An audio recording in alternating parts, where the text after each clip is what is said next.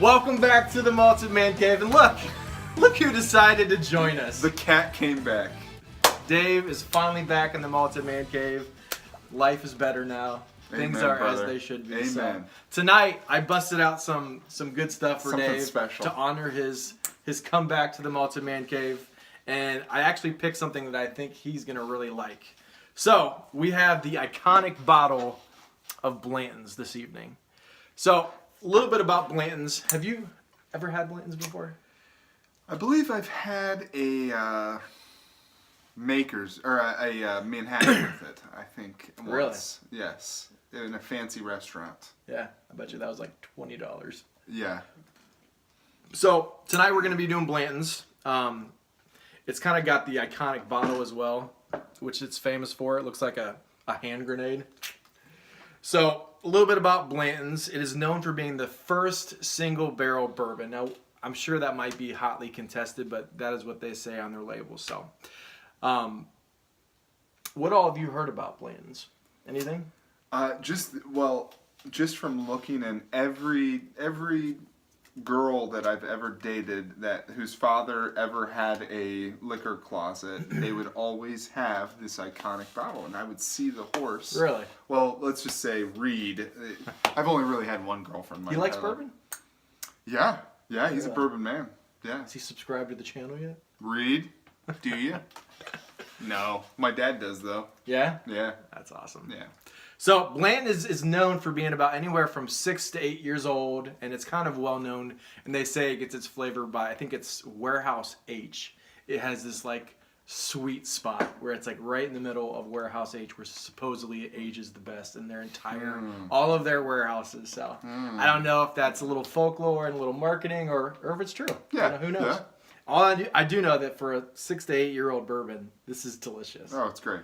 So this is, unfortunately, it is chill filtered. There is no color, as it is with all bourbons, and it comes in at 46.5 ABV. So without further ado, let's get into some whiskey. Let you pour some. Have you ever had a hand grenade down in New Orleans? Yes, I have. I've had a Jester. I've had a hand grenade. I'm trying to think. Is it Adios Mother? No, that's it. No. That was at, what was that? McMurray's. McMurray's. Always a friendly face. Always a friendly. McMurray's is in the city where where we're dreams from. go to die. It's like we're like the white trash, like hometown Not bar. anymore. Not anymore. It's not? I don't know. I haven't been to the new one. We're too old. Anyways. We have kids. We don't go out and party anymore. We're alcoholics down in the basement. We Nah. drink our sorrows. All right. So without further ado, what do you get on the nose? Oh man.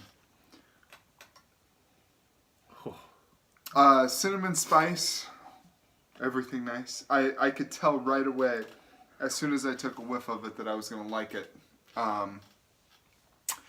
Has some meat to it. I was thinking about it like cinnamon bread is more realistic to what I was thinking about. It has a little wheat, or what would that flavor be? I forget. Wheat would probably be. Wheat would be a... Although I can't remember if this is a wheated bourbon or not. I think it is. I'm so unprepared. That would be Normally really toasted almonds, toasted nuts, and then a little sulfuric, little bite to it, and it's not. A little bit of like mildew and black mold. Yeah. Oh wait, that's the basement, the flooded basement. The man cave recently has been on hard times. Last weekend we had a bunch of storms in Ohio. Keith was down here in a canoe. And we had about 1.5 inches down here as we speak. So actually right now we are taking a break from having all the fans going. We have carpet cleaners. I've gotten bleach, like getting all the drywall to make sure there's no mildew. I think it'll be fine. So it's been a stressful week, so we're going to enjoy this Blanton's. Oh, amen. Probably have a couple after this. So I get on the nose just a delicious, like very, very mild cinnamon. You know, a lot of times with bourbon, it's like really intense cinnamon. And this is like a really, really pleasant, mild cinnamon. Almost like you sticking your nose into like a spice cabinet.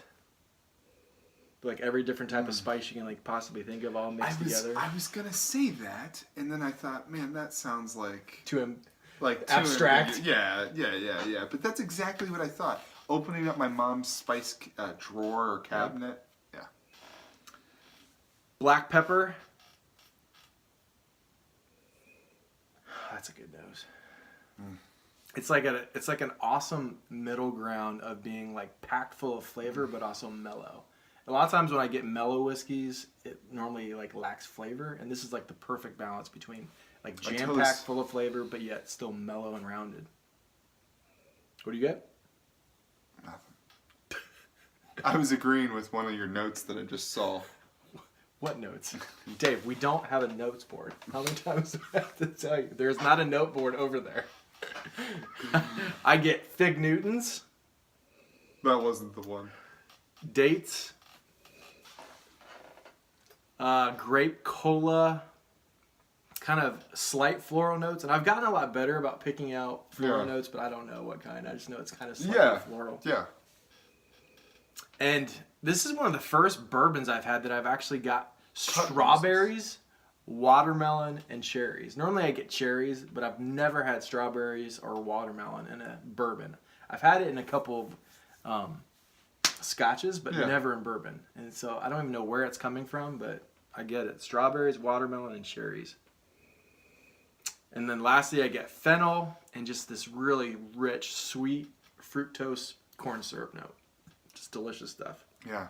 I was going to say, cut roses. It smells like a bouquet of roses. Like you go into... Yeah.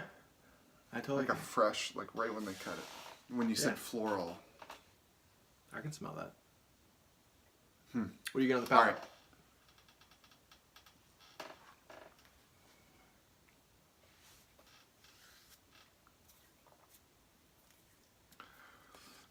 Once again,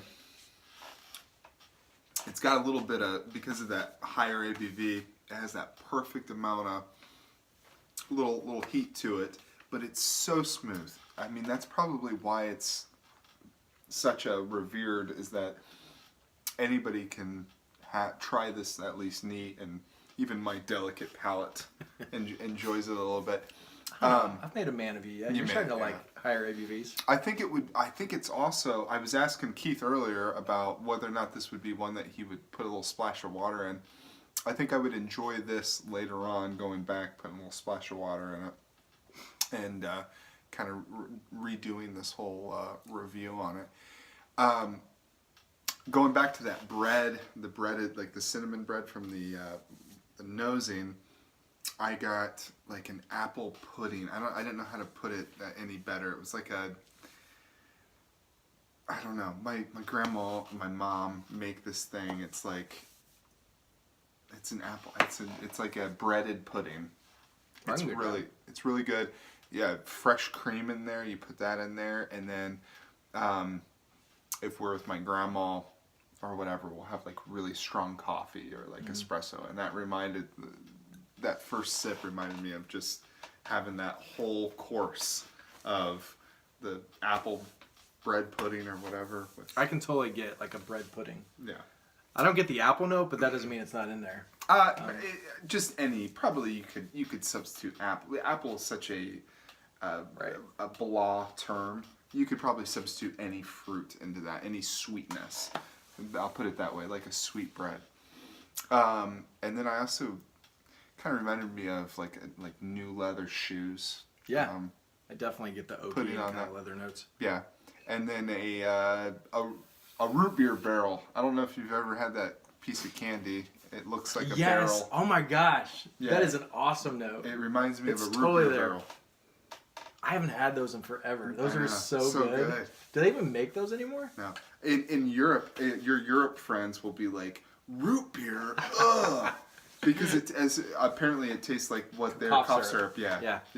I don't know. I remember those. Those were so good. They're like suck candies that were like root beer flavored. They're shaped actually like a barrel. Yeah, those were so good. Yeah. I haven't even thought of those in like 20 years. That's awesome. That's totally in there. So let me take a little sip.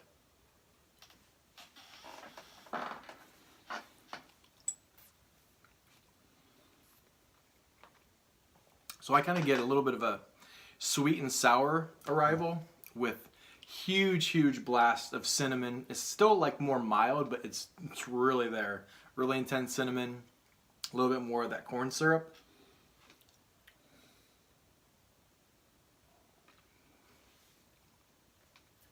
Grape cola.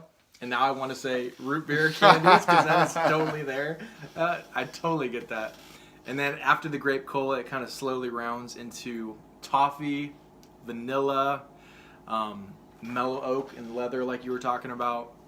And the last note that I get is one of my favorites, and it kind of reminds me of family memories too, and specifically Christmas. We had buttery caramel popcorn. And I don't know, did you guys ever have that? Like in the tins and... Yeah, well, they make those kind too that they sell and you can buy. My mom made like fresh, hot, buttery caramel popcorn, and they actually put like food dye in it, so it'd be like purple flavored caramel, and then they put like pink or blue, and it was so good when you got it like fresh, and it was like like melted and like hot. So buttery caramel popcorn. So can you get that at all? Oh yeah, I'm right there with you. So, right there with you. Just really fantastic palate. So last but not least, what do you get on the finish? It doesn't stay around a long time. It's kind of a mid-finish for me. First thing that kind of came to my mind, it tasted like black licorice, that root beer, that cinnamon kind of aftertaste, and then left with a little heat. So I enjoyed it. Yeah, I definitely agree with the root beer notes. I get a little bit of grape cola, and then I'd say moderate. It's definitely not long. I don't think it's short either. It's just moderate. Yeah. And it kind of goes into that buttery caramel popcorn and ends with like a little pop at the end, like cinnamon and like spice. Really good stuff. And they know what they're doing. This is sometimes really hard to get, and I actually found it. Ohio really sucks at getting quality whiskey. And right here, and I live in like Boonesville, like in the sticks, and I found it at this liquor store. The only scotch, just so you guys kind of get an idea, the only scotch they have there is Macallan 12 and Balvenie 12 Doublewood. That is the only scotch they have at this entire liquor store. And they had Blantons in there, and I like my jaw dropped. Was like, is that really Blanton? He's like, yeah, man, we get this in all the time. So if you guys need Blantons, let me know. I can hook you guys up. So I got this for only like $60. And sometimes you can pay as much as 160 plus on the secondary market. Yeah. So, Malted Man Cave Mark, what did you get? What do you score it? I feel like we should start separating these into bourbons and whiskeys. And then like an overall score. This hit all of my buttons. It put me... Your magic spots? It twisted me up.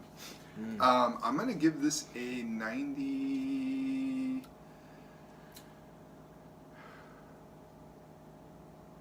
a 94. Nice. So you liked it. I liked it. Is that your highest score yet? I think that's my highest that is your highest score I was thinking about 93. 94. I'll stick with the 94. Somebody beat it. That's why, but I'm more prone to like this. Yeah. And so that's why I said it's hard to put this up against like a... I knew you like bourbon, and it's nice and mellow, but still got rich flavor. Oh, yeah. And on top of that, the ABV isn't over the top. Right, it's nice. Exactly. It's not weak, it's right in that but sweet it's not spot. like too hot. So I knew you liked this. Spot. So for me, this is a great bourbon, and I think this score might be a little lower than it normally would be. But last night I just had George T. Stagg, which is considered to be like the best bourbon out there, other than like Pappy 23 and all the older ones. So I'm gonna put this at a very decent 90 out of 100. Very good. I think that's one of my higher bourbon scores. That's one of your highest ones. Yeah. 90 out of 100 for Blanton. So go out and get you guys some of this if you can find it. If you guys need a hookup, I know a place where you can get some. So I'll arrange for you to get it. So we're going to be revisiting the question of the night. So again, if you guys have any questions you ever want us to answer, we like drinking whiskey, but it's fun just to hang out and chat.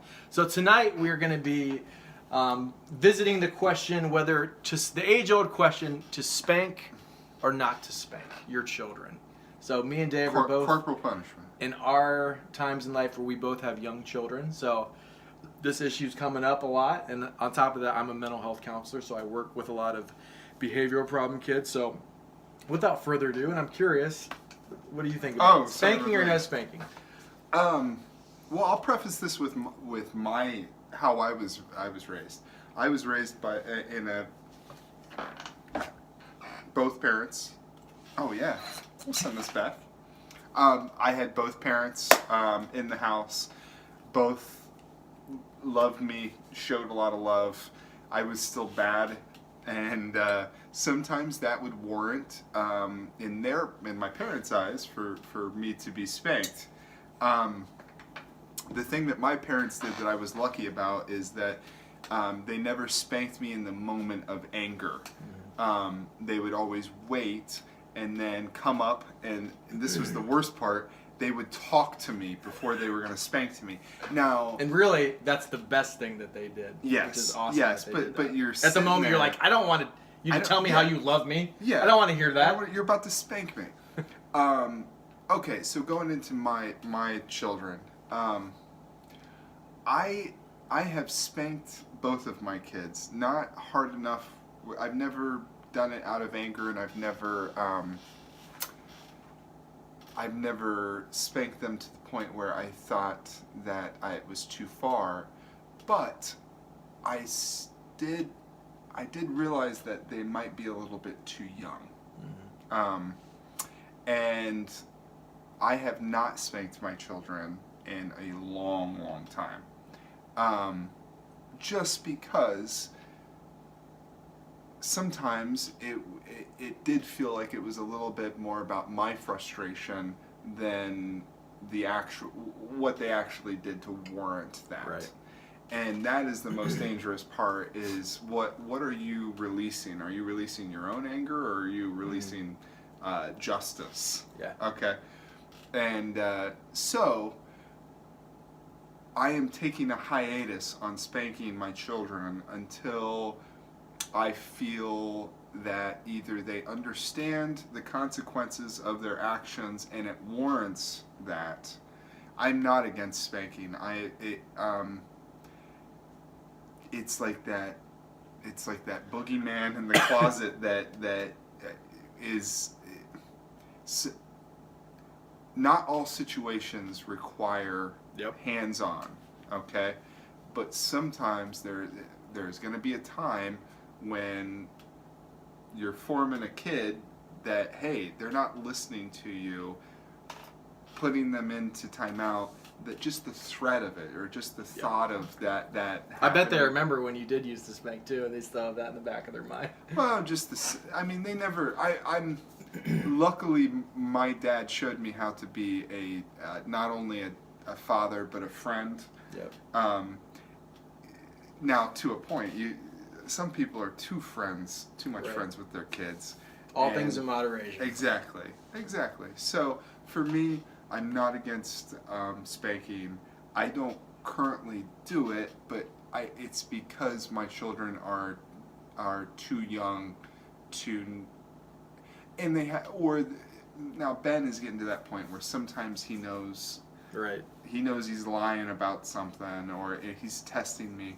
But that's all about too is that him becoming smarter and like understanding. Oh, I don't have to tell him that I did that. I can say Sissy did it. And so it's getting through that. So that's how I feel. Yeah. Yep.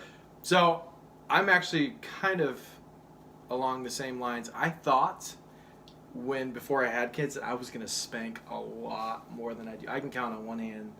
I think I've only spanked Ella 3 times. Yeah. And obviously, my daughter's like 3.5, so they're like this. Right. Like exactly. That's all it is.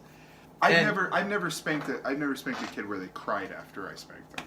It was more of just they're upset that you're disappointment upset. That they disappointed you. So here's my theory on it. I do see a very high correlation with the kids that I see with behavioral issues.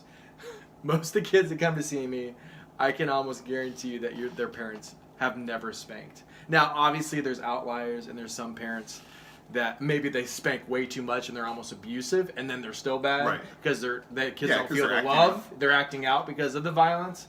And so one thing I would say is I definitely think there's a time and a place for spanking. I do not spank anywhere near as much as I thought I would.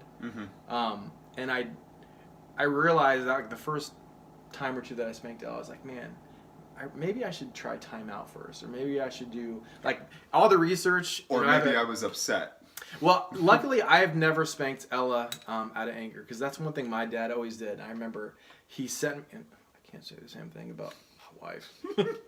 and half the time it's because she's so nurturing and loving and gives so many chances that she gives my daughter like 50 chances, and then finally she's had it. I'm like, just stick with like what you're gonna do, and like set a consequence. Go to your room. But then she waits so long. She like lets my daughter walk over, and then she's like so frustrated, and then she does spank out of anger. I'm like, Lindsay, like do it like firm but fair.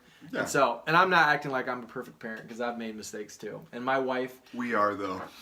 My wife is probably a better parent than like she's changed so many more diapers. She spends way more time with the kids. Part of that's because I work late. But so here's the deal. I definitely think there is definitely a time that kids should probably be spanked if they warrant it. But you're right. You need to take a break before you actually act on it. You need to say, go to your room so you can calm down and you don't spank out of adrenaline. Exactly. And then you need to tell them specifically and say, Daddy loves you, and because you did this, and I want you to be a good person. And other things haven't worked, positive reinforcements, rewards, timeout, all these things didn't work. Yeah. And so now this is happening. If Daddy has to make you feel a little bit of pain for you to remember to be a good person, it's going to happen. That and kids want attention. Yep. And if me being bad warrants negative attention. Yep, it's the same thing to a child. So actually, I just did that today in therapy. Was working with a kid. We developed a list. Positive ways to get attention, like doing good at school, sharing and being kind so people think I'm nice. Because you'd be surprised, it happens a lot. Oh yeah. And I have so many parents, the ones that actually do spank, they always spank out of anger. And I'm just like, guys. So I think we're both in agreement. You should use spanking sparingly if you're going to use it, and never do it out of anger. But I definitely think there is a time and a place, and there is a time that you should spank sometimes. But that's all personal opinion, and that's just from a therapist that works with a lot of very poorly behaved children, and there's a general theme that they've never been spanked in their life. I drilled holes in my lawnmower when I was a child because I couldn't get a part off of it because I was going to turn it into a go-kart. So instead of me working on it, I just took my dad's drill and started trying to drill out this bolt. And it turned out that I wasn't supposed to do that. Did you get a spanking? I got a spanking. Yeah. I was also like 10 at the time. I remember one time. I think he was angry when he did it. I bet he was. There was one time at a party we were misbehaving, and I don't remember what I was doing, but me and my sister both deserved it. And I remember we had twin bunk beds that instead of being on top of each other, they were one over here and one over. And I remember my dad just took us upstairs, hit me back and forth, hit her back and forth. Oh, I'll never forget it. No, he didn't do it out of anger. He was totally calm, and he told us why. And it was healthy parenting. But I just remember it was funny. He decided to you get one, you get one, you get one. So spank only occasionally and sparingly and out of love. So I can talk about this all day. Blanton's, go out and get you some. It's delicious stuff. Like, subscribe. Thanks for tuning in. Let's launch it.